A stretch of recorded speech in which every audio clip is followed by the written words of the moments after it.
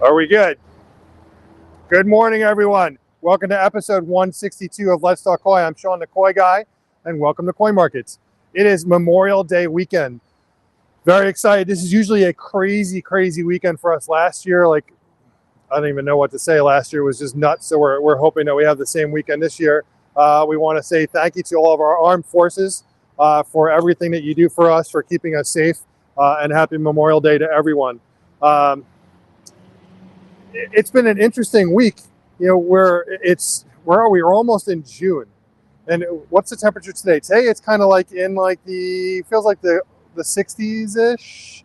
So we had a record low of like 50 degrees the other day, which is just unheard of. I think it was May 22nd. It was like a record low of it was in the high 40s, low 50s. Maybe it was around 48, 49, and we hit a record low, which is, I don't know what's going on. Probably just some kind of what would be a nor'easter of some kind that came through. Is that what it was? Good morning, everyone. Welcome to the show. Because it's Memorial Day weekend, we are a bit short-staffed. We have my son Travis here. We have Griffin here today. Michael and Gabe will not be here today. They're actually away this weekend. So, guys, I hope you have an amazing weekend. We will miss you. I wanted to talk about some things today, and we will not be doing other things. We won't be doing Koi today. Today, it's just with the crazy day that occurs for Memorial Day weekend, we just really can't do Koi this like we would normally do. But I do want to talk about aeration. I'd also like to talk about koi food. And, you know, the changing of seasons and what you should be feeding your fish now versus where you were before and how much you should be feeding. So let's go do that. You can see the sun is starting to come out here. Everything is starting to really bloom. It looks amazing. I'm really excited about how everything is starting to look. The lilies are really starting to come out. We did a bunch more planting. So if we just take a quick walk, you can see stuff is starting to come up. Our lotus all the way back there are starting to come up. You can see the leaf popping up. It's about to fold out. We just got our lotus in. Got a new order of hyacinth finally came in. That was a bit delayed. We'll talk about that another time. It was a little bit frustrating. Yeah, we have a couple of things going on. What else do we have? We're trying to get some of these projects finished. We have a patio area that's going to get done hopefully by next week. You can see we have our materials here for that. And we're going to finish off this water feature back here, which still hasn't gotten done. We still have to do a couple of things on it. We have to put the coping on it. We have to put the facade on the front. The store is filled with everything. Our bead filters came in, guys, so we have all of our bead filters in stock. So these are our motion bead filters. We have 2.5, 4.25, 6.0, all 2-inch. We have a 10 cubic foot 2-inch, and then we have our 3-inch bead filters. The kick-ass bead filter line is still in development. It's not ready yet. So those of you who've been waiting for the kick-ass bead filters, you have to wait a little longer. We've just been working on it. But we're working on something over here I want to go and show you. I'm going to go talk a little bit over here. And, you know, I'm going to grab one thing, actually. Grab a bag of food. And bag of food. And bag of food. All right. So come on over here.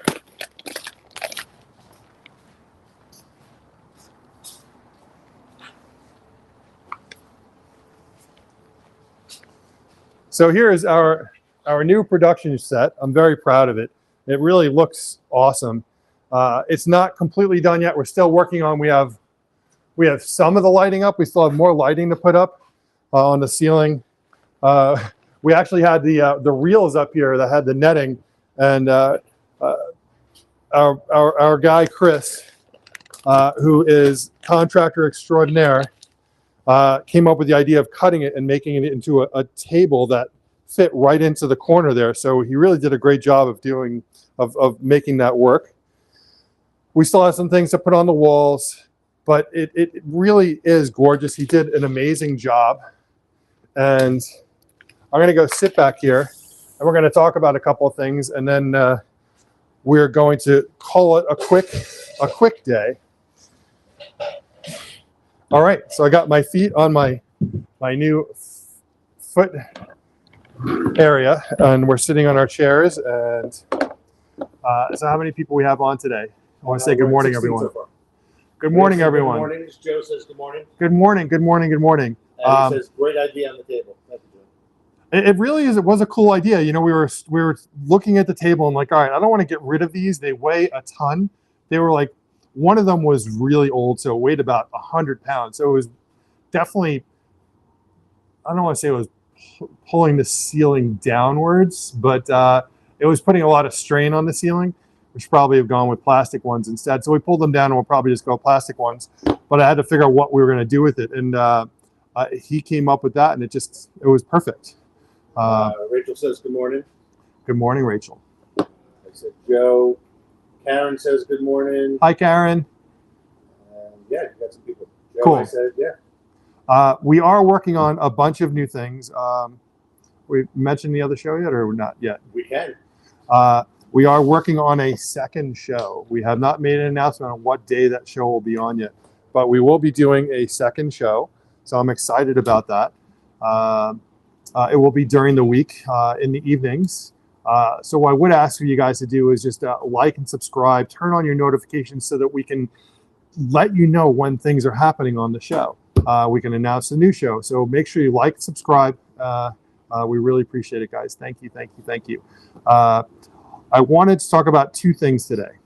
Now, if you've been on my show before, you've heard me talk about these things before, but I wanted to talk about aeration, and I wanted to talk about food. And the reason why I want to talk about those things is it's the time of year to talk about those things. And if you have heard this, I apologize for repeating myself, but it's super important. And then next week, we're going to talk about some other things, water testing. I think it's really important that everyone is up to date on testing their water parameters, and we'll do that next week. This week, we're going to talk about aeration, the importance of aeration and feeding. So, aeration. So, one of the most common things that we see at our store is a customer coming in and saying that, when we ask them, do you have aeration? They say, oh, I have a waterfall. Well, it's not that a waterfall is not providing aeration, oxygen in the water. And that oxygen is actually gets turned into the water when the waterfall lands and it hits the water. It actually churns the water and it pulls oxygen into the water while it's churning. And that same thing happens when it's coming down the water feature, if it's going down various steps. So does it oxygenate? Absolutely, it does. But we consider waterfall aeration to be surface oxygen. An aerator does something very different. And what I have in front of me, this is the METO aerator. This is a METO 45. And you see it says 45. What that means, 45 means LPMs. LPMs means liters per minute. So it's putting 45 liters per minute of air into the water. Here's a diffuser. Now we have different types of diffuser. We have Aquascape's stick diffuser, and we also have this. This is the Metallo weighted diffuser here. And this is, as I said, weighted. It's got a 3/8 barb on it, just like that. I don't know if you can see that. And I am sure you can't see it because maybe if we brought the camera in, or I can bring it closer. If you look at this at the right angle, you're going to see all these little perforations on the surface there. Okay? So what happens when air comes through this? So this goes and attaches just like that. If I put this on there really hard, then it's going to be hard to get off. So I won't put it on there. So this attaches here. And then the other end attaches here, like so. You just squeeze this right here, and that goes like that. And then this goes like this. We'll stick it on there a little bit, and you can see like this. This does not go in the water. And you know what? People are like, duh, of course it doesn't go in the water. Well, guess what, guys? I have had a bunch of customers that have come back saying, well, I put it in the water, and it didn't work. And, well, that's because it doesn't go in the water. I know it sounds crazy. You'd think that everyone would know that, but you know what? I don't know what to say except that it does happen. So let's talk about aeration and what it does for the pond. So aeration in general provides oxygen for the fish. It provides oxygen for the beneficial bacteria, and your beneficial bacteria being your nitrous and nitrobacter bacteria that provide the removal of ammonia and nitrite from the pond.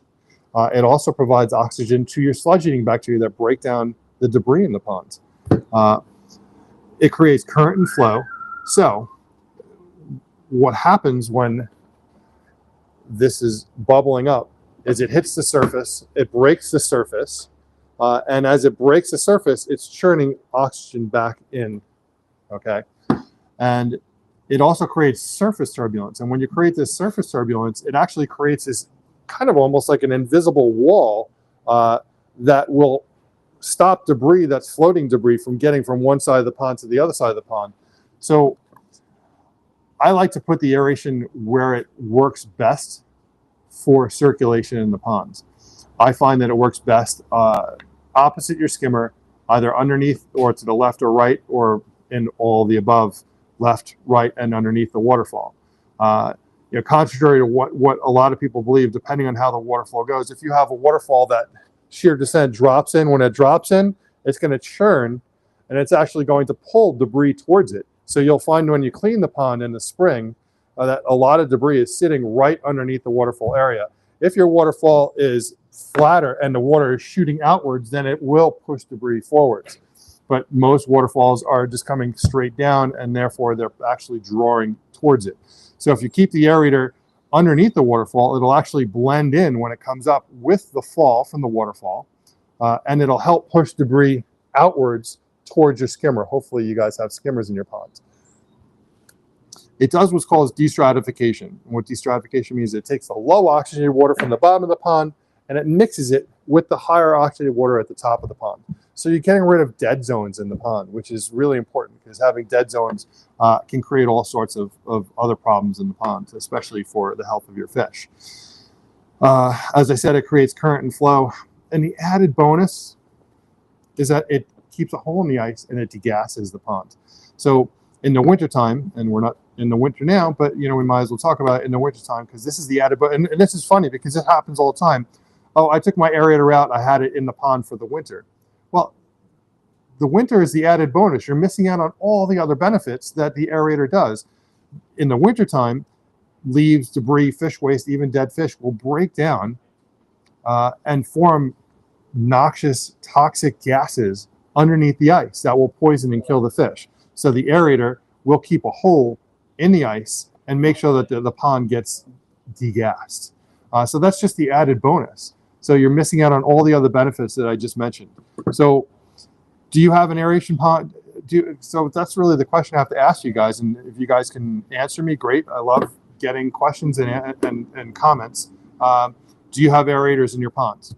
Does everyone have an aerator in their ponds? Tell me. I want to know if you don't have an aerator in your ponds. Let me know, and I want to know why you don't have one.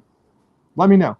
So if you're new to the show, a big part of this show is being part of the show. So it's super important that this is not just educational with me talking in the background. I want to talk to you guys, and I want you guys to talk back to me. I want you to tell me what your thoughts are. If you have a question about something, you want to know, all right, Sean, you really look fat today. How much do you weigh? What? Ask me. I'll tell you. I'm 340 pounds right now. I did gain weight, yes, by the way. Karen writes, I can't believe people put that in the water.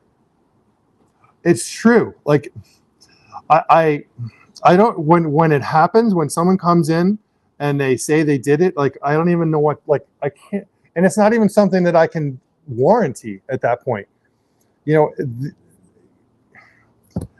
It happens all the time. You would think that, I don't want to be a jerk, but I mean, you would think that people would just understand that this does not go in the water, but it happens way more times than you think it does. Any other comments? Here we got Rochelle. Hi, Rochelle. It says, Rachel says good morning. Good morning. Michael writes, how long if I order fish until they get to Colorado? How long? We ship overnight. So it's not an issue. We always ship overnight shipping. We prefer Southwest cargo airport to airport. Can we ship door to door? Yes. What I will say, guys, when you're shipping UPS or FedEx, I've literally seen them take the boxes and throw them out of the truck. I firsthand witnessed. When I had my store at Main Street Nursery, I walked up to the truck, and the guy at Main Street said, "Hey, you have a delivery here." I walked over to the truck, and before I got there, whoosh, the guy was throwing the boxes that say live fish, on the boxes, was throwing them out of the box. I went ballistic. I went nuts. I called FedEx. I hope I got the guy fired. I'm totally serious. I went crazy. When you ship Southwest versus shipping UPS or FedEx, when you ship UPS and FedEx, the boxes change hands many times.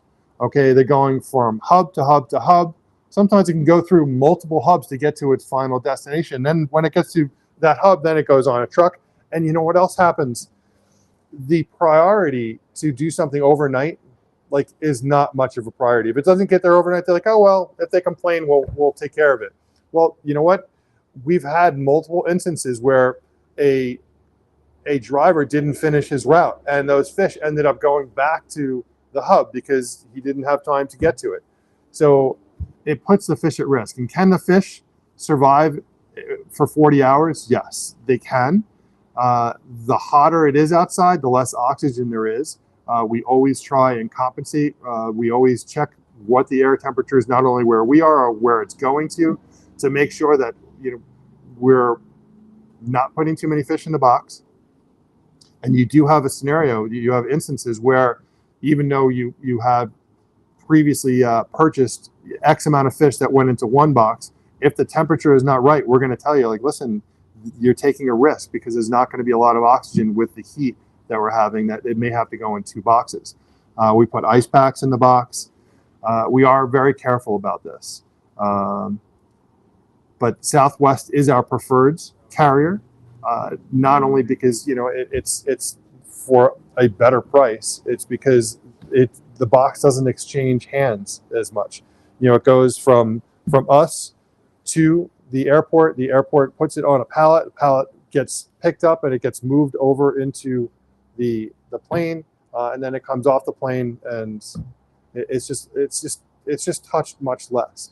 And it's not that things don't happen, because we've had things happen on Southwest too, but it's much less often, and that's really what it is. It's the law of averages. So if we have much less issues with that carrier, then that's the carrier that we choose to use. Cindy writes, we added the kick-ass retro bottom drain with the air diffuser on it. Cool. I'm glad. Everything's working good. I'm assuming, everything is fine. Excellent. I'm glad to hear it.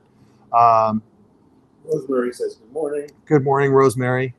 Rosemary, I'm looking forward to having you guys. You guys are coming here soon. We're excited about that. We're looking forward to it. Scott says the filter makes the water quality better. Awesome. That's great. What other questions? Anything else? Do you guys have any other questions or any questions about aeration before we move on? Jim says, I have an aerator, love it. Thinking of adding a second one. Is too much in a 2,000-gallon pond. So one thing to bring up. So this air diffuser, this is a 7-inch air diffuser. This will handle 40 to 45 LPM, no problem. When you go higher, and I'm going to go grab it. Travis, can you grab me one of those Metallo splitters, please? When you have something larger, listen, guys. This is a 3/8 hose, so you don't want to try and stuff 10 pounds in a 5-pound ant. So if you get what I'm saying, so you can't just take like an 80 or 100 and throw it through a 3/8 hose and expect to get that much more air out of it. Okay, so what we recommend doing is for up to a 45 LPM, this is fine. A 7-inch air diffuser is fine. Thank you, Trev. So here we have Metallo makes these great splitters. Aquascape also makes a splitter that connects directly to their system. So here's the splitter here. This is actually a 5/8, but these are 3/8. So this connects just like so. I'll show you really quickly. This connects just like this. Da da da. It's so simple. Thank you, Trev. This goes right in here just like that. I take that and I go like that, and I squeeze that on just like that. And now I have a splitter. Okay. Each one of the hoses connects here, and you can manipulate the airflow. It's a nice heavy duty manifold. Okay, and this comes in 2, 3, or 4 splits, and it also depends on how large your aerator is. So if you can split a smaller unit, and you can split this, and basically, on a 45, you're going to have 22.5 LPM coming out of each one of them, assuming you manage the manifold correctly. So that was some quick math there. Is that right? Your shipping is top notch, best rubber bands ever. That comes from Joe. It's so funny. Like rubber bands are one of those serious things. We've actually had people when we've gone to Japan ask us, "Can you please bring back the Japanese rubber bands?" And we went to. So when we bought our holding cages in Japan, if you've seen the cages that we use in our tanks, and they had cases and cases of rubber bands. And they were ridiculously expensive, like crazy expensive. So we didn't buy them, but we've definitely gotten requests for Japanese rubber bands. But the rubber bands we use are pretty good, so I'm glad they work for you. Michael says he's building a house and putting in a good sized pond in Colorado. That's why he asked. So would you recommend he picks up the fish himself at the airport? Yeah. So it's a good question, and yes. So Southwest, you go right to the airport and pick them up. You take them right from the airport. You put them right in your car. That's the best way. Otherwise, like I said, you run a much bigger risk of something happening to the fish. The other way. Rachel says she'd lose her mind if she saw a delivery guy throwing fish like that. Rachel, I can't even I'm a pretty big guy. I got to tell you, I think I scared the crap out of this guy when I went after him. You're taking a live animal and throwing it out. You're throwing it out of a vehicle onto the ground 4 feet down. You don't do that with anyone's packages, let alone something that clearly says live fish on it. I went crazy. Brian says his koi arrived perfectly. Excellent. So we've been using Southwest for many years now. It's been our company of choice, and I know that some of you don't have a choice because Southwest is really far away, and we have to do UPS or FedEx. I mean, it is situational in that case, but we always prefer it. Aquascape makes a manifold as well. You can see this manifold here, and this manifold actually screws on the front of their unit that lets you split it up. So they have a 60 LPM unit that you can split into 2 30s, which is great. That's perfect size to split up aeration all around. Same thing with an 80, 60, 80. On 100, you're starting to get a little bit, you may need to go to 3 because, like I said, you can only get so many LPMs out of one of these. I really wish they would make a weighted 9-inch version of this. Matala, if you're listening, Ben, can you give us a 9-inch version of this? Thank you. Karen writes, I have the exact setup. Do you recommend shading the aerator or putting maybe a big flower pot over it with holes, knowing that it needs air to breathe? The aerator breathes up. Do you think it's a good idea to sit it out in the sun? That's not a bad comment. I actually have something a little bit better. That now that you mention that. So this is a boulder. Can you give me a price on this boulder? Okay, this boulder actually has little holes in it right here where the air comes through. And it's a nice, you can hide it just like that, which is pretty cool. Aquascape also makes a, I'll show you. They also make the log chair,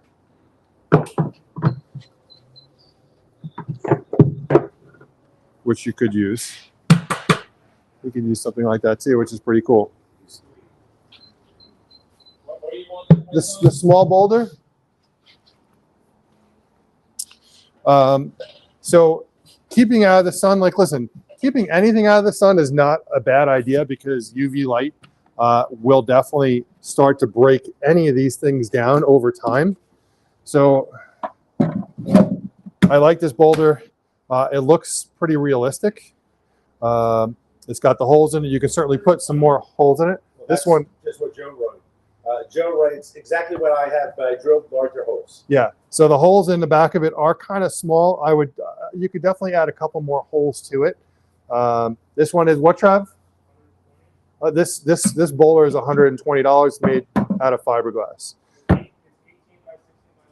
18 by 16 by 11 is, I believe that's this one. That looks 18 by 16 by 11. So yes. And Karen, who originally asked the question, says, "Ooh, I like that." Why, thank you. Yes. So that was our conversation about aeration. Do you guys have any other questions or comments? Yeah. Cool. Let me know if you have any other questions. We do have another, we have a new video. I think it's is it a 45-minute video? No, which video is this? Shopping. Huh? This is personal koi shopping. Oh, we have a personal koi shopping video up on YouTube? Yeah. Yeah, I would actually like to see that. I haven't seen it yet. I think I was I filmed it, but I haven't actually seen the final. We have a new personal koi shopper video on YouTube if you guys want to check that out. If you guys aren't aware, and I'm sure you are because Sean repeats himself all the time, we have our personal koi shopper experience. And it really is a great experience. If you guys have used personal koi shopper, please chime in, let everyone know what your experience is. But our personal koi shopper is an opportunity for you guys to see and choose any of the fish that we have in our store. But it's not just for picking fish. You could actually talk about aeration. We could talk about koi food. We could talk about filtration. We could talk about koi health.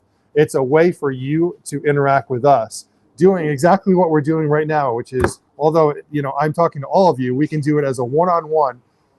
You set up a date, a time, and you just go on the website, go on Personal Koi Shopper, and you select your date, your time, and you select what you want to talk about. You're looking for koi, what kind of koi you're looking for. You want to talk about koi health. You want to talk about pond construction, anything you want to talk about.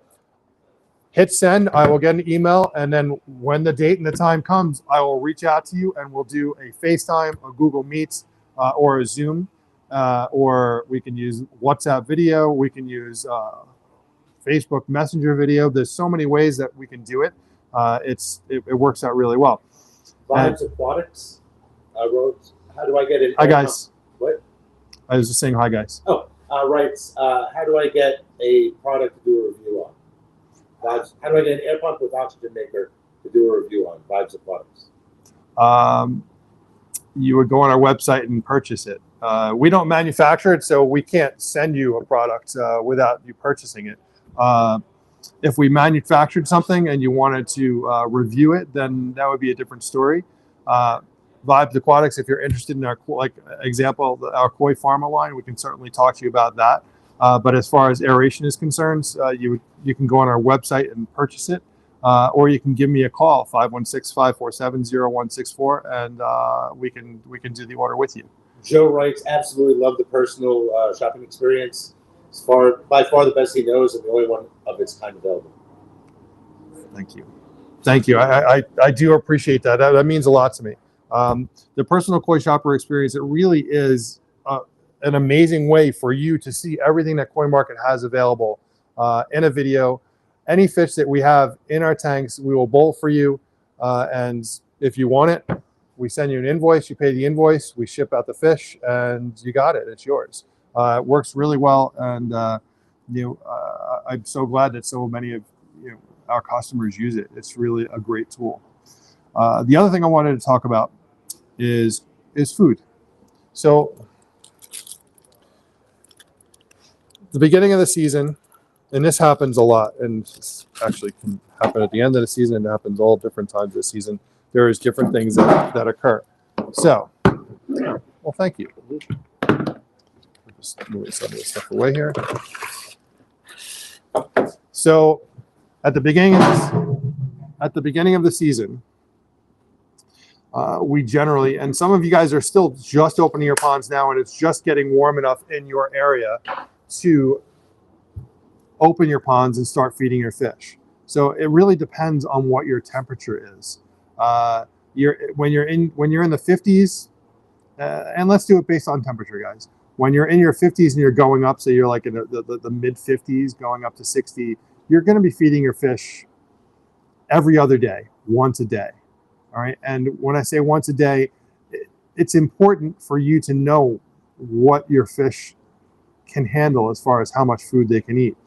You know, and this is a question that gets asked all the time, like, how much do I feed my fish? Well, it's really a conversation between you and your fish. So you have to study your fish. So you're going to take a small amount of food, you're going to put it in the pond. If your fish eat all of that food in 2 or 3 minutes, great. If you throw that same amount of food in and there's still a whole bunch of food left over, then you gave them too much. They're also not going to eat as much food when the water is cooler. It's just, you know, par for course. When the water is cooler, your fish are not going to eat as much. When the water warms up, they're going to eat quite a bit more.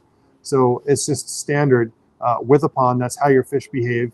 When the water is cooler, they eat less. You'll see when you get into the winter months and you're starting to get cooler and cooler water, your fish will start. They'll come up to do the act of going to eat, and they'll go, and then they'll actually go back down because they're used to going up and getting it, and they're like, all right, I'm not going to eat so much anymore. As the water warms up, they're going to start eating more and more and more. Now, the issue that you have, and this is what happens all the time, is these are like our family. Our koi are part of our family, and we're sitting home and we're eating at our table and we're thinking about how our fish are sitting in the cold and not eating and feeling bad for them. Well, feeding your fish when your water's in the 50s can be very dangerous. So that's why you need to be feeding very little. And one of the reasons for that is your Nitrosomonas and Nitrobacter bacteria. That's the bacteria, your beneficial nitrifying bacteria that remove the ammonium nitrite, have not fully established yet. So either they went dormant or died off, depending on how cold it was in your pond, and they're just starting to bounce back. So if you start feeding your fish every day, twice a day, or feeding them too much and they're eating it, they're creating waste that can't be processed. That means that they're literally swimming in their own waste. They're going to end up getting sick. They're going to get ulcers. They're going to break down. They're going to open up opportunities for parasites to come in and take hold. So it's super important that you do this as a process. You're only going to feed your fish a little bit. And so when you're in your 50s, so mid 50s, you're going to feed them once a day, every other day. Okay. As the water starts getting to 60s, you can start feeding them once a day, every day. Okay. As you get into the 65-ish range, you can start, depending on your water parameters, you can potentially get into feeding them a little bit more and possibly going to twice a day. When you're in your 70s, then you can start feeding them more. Now, you're going to move from a cool season food in the cooler parts of the spring to a growth and or a staple or balance type food that covers all the bases as the weather changes. You do not want to feed a growth food right away. Again, it's a high protein food. You can give them the cool season food in the spring. You don't want to create a lot of waste. You want to make sure that you're using a highly absorbable food. And this is a conversation we had previously. We had a great conversation with Brian Helfrich at Aquascape about this. And it's super important that any food that you use is a highly absorbable food. You want to stay away from corn-based food as a main ingredient. All right, guys, what happens when you eat corn? Tastes good. We like it. But you know what happens? We can't process it. It goes right through and it goes right back into the water. So it's important to use a high quality food. We use Blackwater Creek. We use Aquascapes food. We also use High Carry, and we actually don't sell the other versions of High Carry. We actually just sell the Saki High Carry line, which is the top of the line, literally the best food in the industry. How are you, sir? The Saki line is literally the best food that all the top breeders in Japan use. If the breeders are using something other than Saki, then they're getting paid to use it, just being honest.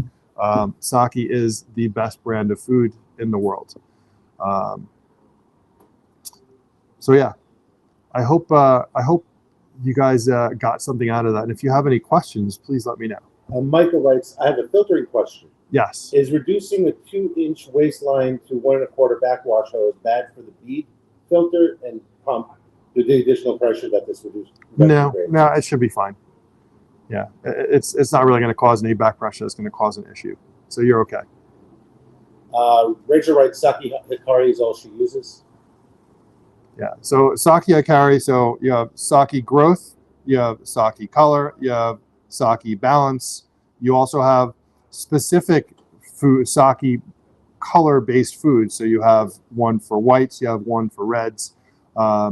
We generally don't use a color-based food until later in the season. So around the August timeframe is when we start using a color-based food. If you give color-based foods a little bit too early, you may start to see your whites start to turn a little bit yellowish. You're going to start to see red spots come up within your yellows. So we generally try and stick with the color food later in the season. All right. Yes. So we are going to be starting a new live show soon, and details to come in the very near future. I'm very, very excited about that show. We're going to start talking about it soon. Just not yet. We're still working on plans. We have a lot of great ideas, and you can see we have this desk here, and this desk is larger than just me. So there's a reason for that. And we'll go into more details in the near future. So Joshua says he just switched to Saki a week ago from Blue Ridge Platinum. Nice. And Michael writes that food information was very informative, and that he'll be ordering the Saki Hikari. Great. Thank you, Michael.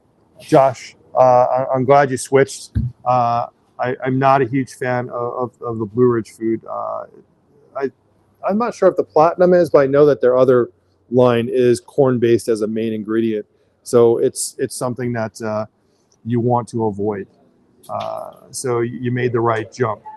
You will notice a huge difference in the quality of the skin quality of the fish. You're going to notice a huge difference in the growth of your fish.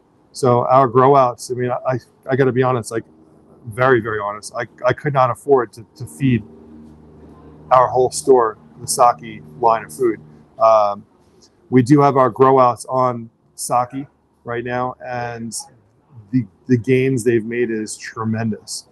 Karen writes she uses Blackwater that she gets from us. Yeah, the Blackwater food is great food. This is the food that we use here at the store. I mean, we literally go through, let's see, I'm going to say we go through at least 120 pounds of food a week. We got a question about pH and KH. Yeah. Pauline writes, my pH always stays, or seems to stay in the range, even when we dine all this rain, but she's uncertain how KH works. Can you help her understand this better? So, oops. Yes. Okay. So, pH and KH are two of the most important parameters. Your pH can hover between 7 and 9.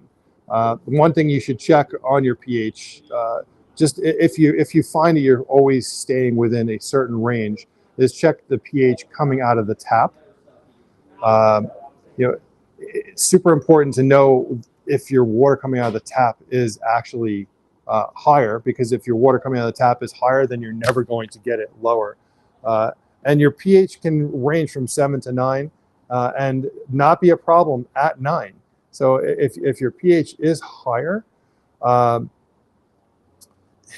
it's generally not an issue unless you have ammonia.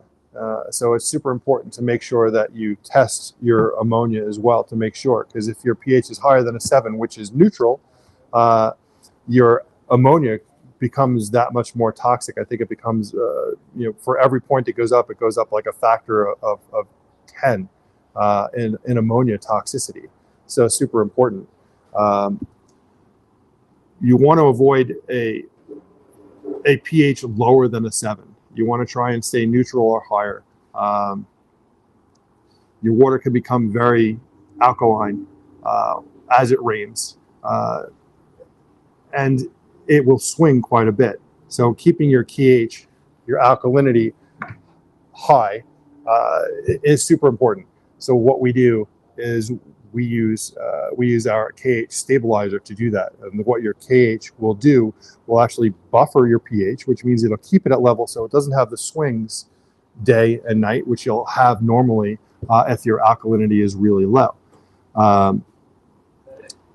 We try and keep it about 125 plus. And what's really interesting is when your alkalinity is really low and your pH is potentially dropping, you could have what's called a pH crash, which can kill all your fish.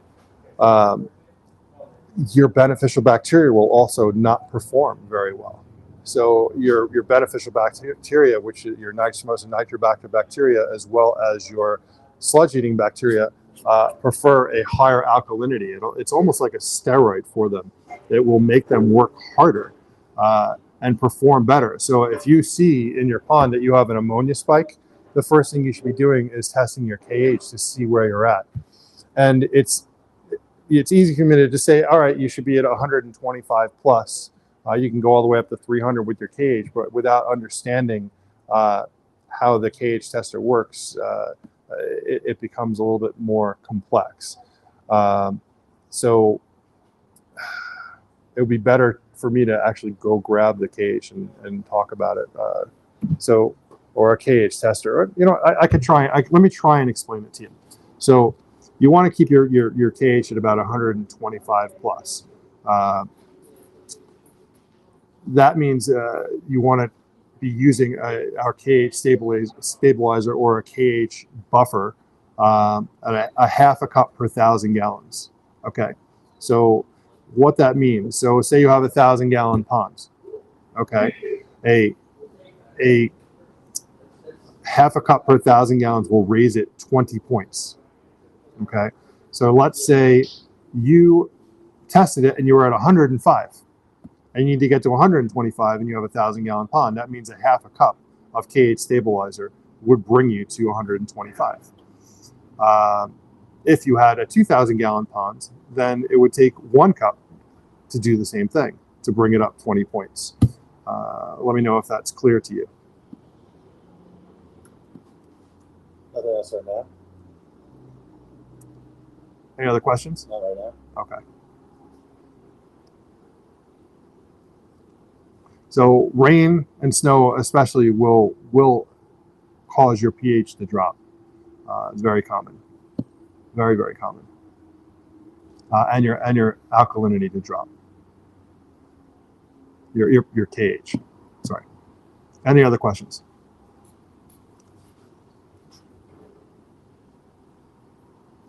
No. Are they coming in yet? All right. So we have customers starting to come in. I wanted to make this kind of a short conversation about aeration and about food. If you guys have any other questions before I go, please ask away. Please remember to like and subscribe. Turn on your notifications so you never miss anything that we send out. And check out our personal koi shopper. If you're looking for koi, go to koimarket.com, select koi for sale, or Japanese koi, I think we changed it to, and you can select personal koi shopper and set up a date and a time, and I'll meet you there. And have an amazing Memorial Day weekend, guys. Be safe, and thank you very much. We'll talk soon. Bye.